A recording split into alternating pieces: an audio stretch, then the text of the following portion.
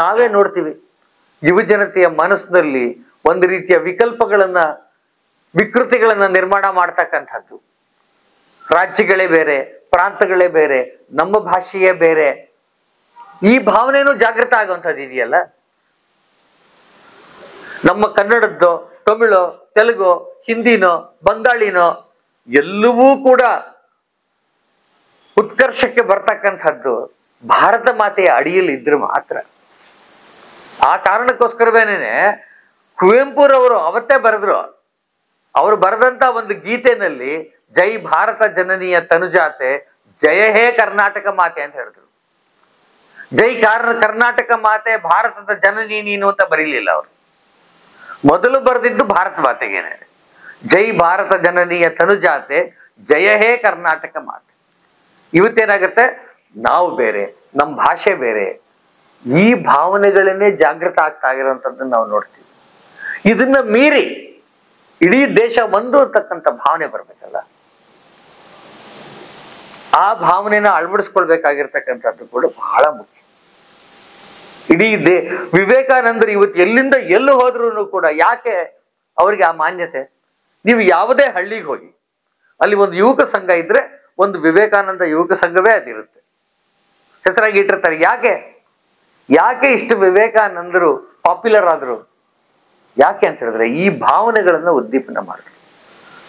ಇವತ್ತು ನಾವು ನೋಡ್ತೀವಿ ಕುಂಭಮೇಳದಲ್ಲಿ 9 ಕೋಟಿ ಜನ ಹೋಗಿ ಸ್ನಾನ ಮಾಡಿದ್ದಾರೆ ಅಂತ.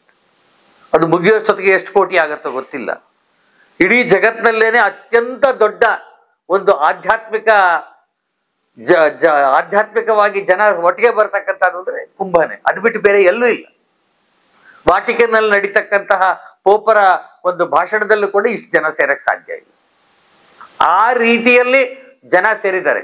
ಹಜ್ ಯಾತ್ರೆಯಲ್ಲಿ ಇಷ್ಟು ಜನ ಸೇರಲ್ಲ. ಮೆಕ್ಕಾದಲ್ಲಿ ಅಲ್ಲಿ ಹೋಗಿರ್ತಕ್ಕಂಥವ್ರು ಯಾರು? ಬರೀ ಉತ್ತರ ಪ್ರದೇಶದವರ, ಬರೀ ಹಿಂದಿ ಮಾತನಾಡೋರ? ಇಲ್ಲ, ದೇಶದ ಮೂಲೆಯಿಂದ ಹಳ್ಳಿಯಿಂದ ಅಲ್ಲಿಗೆ ಹೋಗಿದ್ದಾರೆ. ಅಂದ್ರೆ ಭಾವನೆ ಏನು? ನಾವೆಲ್ಲರೂ ಒಂದು, ಈ ದೇಶಕ್ಕೆ ಸೇರಿದಂಥವ್ರು. ನಮ್ಮ ಕಾವೇರಿ ಎಷ್ಟು ಪವಿತ್ರವೋ ಗಂಗೆನೂ ನಮಗಷ್ಟೇ, ಗೋದಾವರಿ ಎಷ್ಟು ಮುಖ್ಯನೋ ಗಂಗೆನೂ ಅಷ್ಟೇ ಮುಖ್ಯ. ಈ ಭಾವನೆ ಇದೆಯಲ್ಲ, ಇದು ನಮ್ಮ ಹೃದಯದಲ್ಲಿ ಇದ್ದುಬಿಟ್ಟಿರತಕ್ಕಂಥ ಭಾವನೆ, ಸಾವಿರಾರು ವರ್ಷಗಳಿಂದ ಬಂದಿರತಕ್ಕಂಥದ್ದು. ಅದನ್ನ ಉದ್ದೀಪನಗೊಳಿಸುವಂತ ಕೆಲಸ, ಅದನ್ನ ಸ್ಥಾಯಿಯಾಗಿ ಬೆಳೆಸ್ಕೊಂಡು ಇಟ್ಕೊಳ್ಳುವಂತ ಕೆಲಸ, ಅದನ್ನ ನಾವು ಮಾಡ್ಬೇಕಾಗಿರ್ತಕ್ಕಂಥ ಸಂಗತಿ.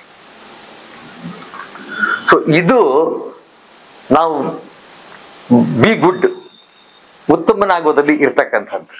ಉಪಕಾರಿ, ಈ ಭಾವನೆಯಿಂದ ಇಡೀ ದೇಶದ ಜನತೆ ನಾವು ಮಾಡಿದ್ದೀವಿ, ಇಲ್ಲ ಅಂತಲ್ಲ. ಎಲ್ಲೋ ಗುಜರಾತ್ನಲ್ಲಿ ಭೂಕಂಪ ಆದಾಗ, ಹಿಮಾಚಲ ಪ್ರದೇಶದಲ್ಲಿ ಭೂಕಂಪ ಆಗ, ಉತ್ತರಾಖಂಡದಲ್ಲಿ ಪ್ರವಾಹದ ಪರಿಸ್ಥಿತಿ ಬಂದಾಗ, ಆ ಎಲ್ಲಾ ಸಂದರ್ಭದಲ್ಲೂ ಕೂಡ ಈ ದೇಶದ ಮೂಲೆಯಿಂದಲೂ ಅಲ್ಲಿಗೆ ಹೋಗಿದೆ.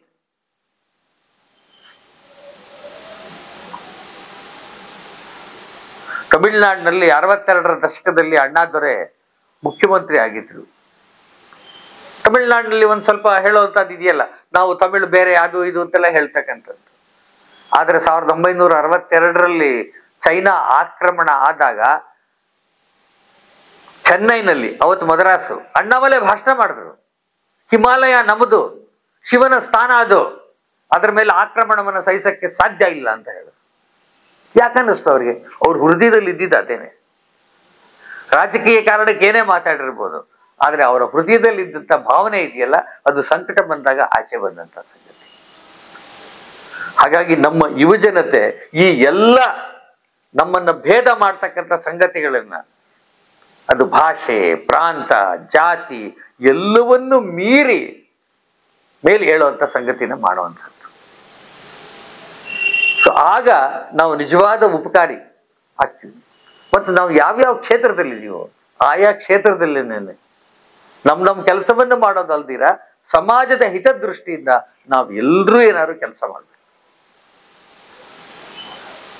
ಅತ್ಯಂತ ನಾವು ಯಾವುದೇ ಕೆಲಸದಲ್ಲಿದ್ರು ಕೂಡ ನಮ್ಮ ಕೈಯಲ್ಲಿ ಏನಾಗತ್ತೆ, ಸಮಾಜಕ್ಕೆ ನನ್ನ ದೃಷ್ಟಿಯಿಂದ ಏನಾದ್ರು ಒಂದು ಮಾಡಿ ನಿಸ್ವಾರ್ಥವಾಗಿ, ಏನು ಸಮಾಜದಿಂದ ಅಪೇಕ್ಷೆ ಇಲ್ದಿರ ಮಾಡ್ತಕ್ಕಂಥದ್ದು ಇದೆಯಲ್ಲ, ಅದು ನಾನು ಉಪಕಾರಿ ಆಗ್ತಕ್ಕಂಥ ಸಂಸ್ಥೆ.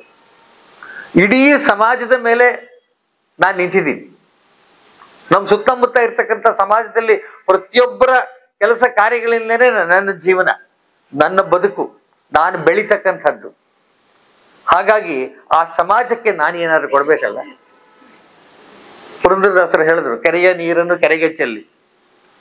ನಾವು ಮಾಡ್ಬೇಕಾಗಿರ್ತಕ್ಕಂಥ ಕೆಲಸ ಅದೇನೇನು, ಈ ಸಮಾಜಕ್ಕೆ, ಈ ರಾಷ್ಟ್ರಕ್ಕೆ ನಾನು ಏನಾದ್ರೂ ಮಾಡ್ಬೇಕು ಅನ್ನುವಂಥ ಭಾವನೆ ಇದೆಯಲ್ಲ, ಅದನ್ನ ಜಾಗೃತ ಮಾಡ್ಕೊಳ್ತಕ್ಕಂಥದ್ದು. ಹಾಗಾಗಿ ನಮ್ಮ ಜೀವನದಲ್ಲಿ ಉತ್ತಮ ಮೌಲ್ಯಗಳನ್ನ, ಯಾವುದು ಮಾನವೀಯ ಮೌಲ್ಯಗಳು ಅಂತ ಇವತ್ತೆಲ್ಲ ತುಂಬಾ ಪ್ರಚಾರದಲ್ಲಿ ಇದೆಯೋ ಆ ಮೌಲ್ಯಗಳನ್ನ ಅಳವಡಿಸ್ಕೊಳ್ಳುವಂಥದ್ದು. ಆ ನಂತರ ಸಮಾಜಕ್ಕೋಸ್ಕರ ನಾವು ಉಪಕಾರಿಯಾಗಿ ಕೆಲಸ ಮಾಡ್ತಕ್ಕಂಥದ್ದು. ಸೊ ಪ್ರತಿ ವರ್ಷ ಸಮರ್ಥ ಭಾರತದ ಉದ್ದೇಶವೇ ಅದು. ಭಾರತ ಸಮರ್ಥ ಆಗುವಂಥದ್ದು ಈ ರೀತಿಯ ಜನಗಳಿಂದ. ಹಾಗಾಗಿ ಅಂತಹ ಸಮರ್ಥ ಯುವ ಜನತೆಯನ್ನ ತಯಾರು ಮಾಡೋದೇ ಸಮರ್ಥ ಭಾರತ. ಅದು ಕೊಡ್ತಾ ಇರ್ತಕ್ಕಂಥ ಸಂದೇಶವೂ ಇದೇನೇನೆ, ಉತ್ತಮನಾಗು, ಉಪಕಾರಿಯಾಗು ಆಗೋಣ ಅಂತ ಹೇಳ್ತಾ ನನ್ನ ಮಾತನ್ನು ಮುಗಿಸ್ತೀನಿ. ನಮಸ್ಕಾರ.